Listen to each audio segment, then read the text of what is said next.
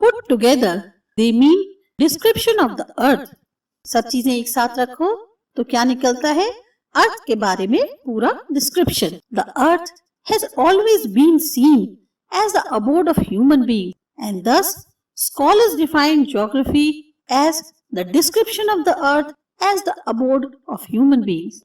अब अर्थ को जो है, धरती को हम हमेशा ऐसे देखते हैं कि वो ह्यूमन बीइंग्स के रहने की जगह है.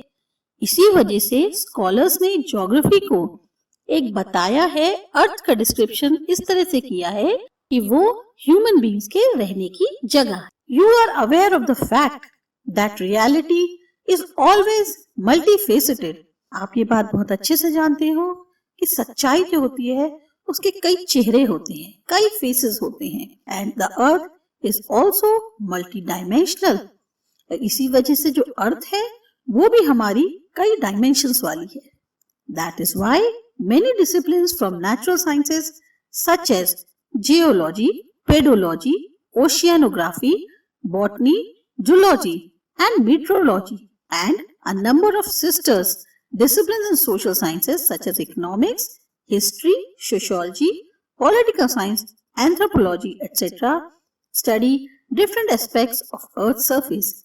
क्योंकि हम कहते हैं कि अर्थ हमारी मल्टी डायमेंशनल है, इसकी वजह से नेचुरल साइंसेज ने जो है कई सारे उसके पार्ट्स किए हुए हैं, जिसके हिसाब से हम अलग अलग चीजों के बारे में अलग अलग तरीके से डिस्क्राइब करते हैं और अर्थ सरफेस को पढ़ते हैं.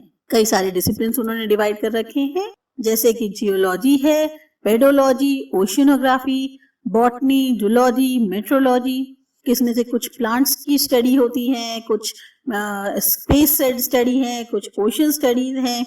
इस तरीके से कई सारे डिसिप्लिन में पर डिवाइड किया हुआ है. सेम वे और भी उनकी सिस्टर डिसिप्लिन हैं, जैसे इकोनॉमिक्स हो गई, history, sociology, political science, anthropology. इसमें भी हम जो है अलग अलग एस्पेक्ट्स के बारे में पढ़ते हैं जो कि अर्थ सरफेस के होते हैं.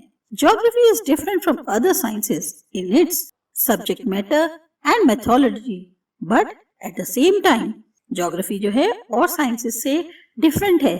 चाहे सब्जेक्ट का मैटर हो उसके अंदर, उसको पढ़ने का तरीका हो, मेथड हो, पर फिर भी एक समय ऐसा है या एक बात उनमें ऐसी कॉमन है, it is closely related to other disciplines. हम ज्योग्राफी को कितने भी अलग तरीके से पढ़ें, पर वो फिर भी अपने डिसिप्लिन से काफी क्लोजली रिलेटेड है.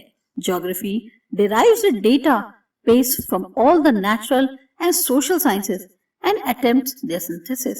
अब ज्योग्राफी को जितना भी डेटा मिलता है अपना, वो कहाँ से मिलता है? इन्हीं नेचुरल और सोशल साइंसेस से.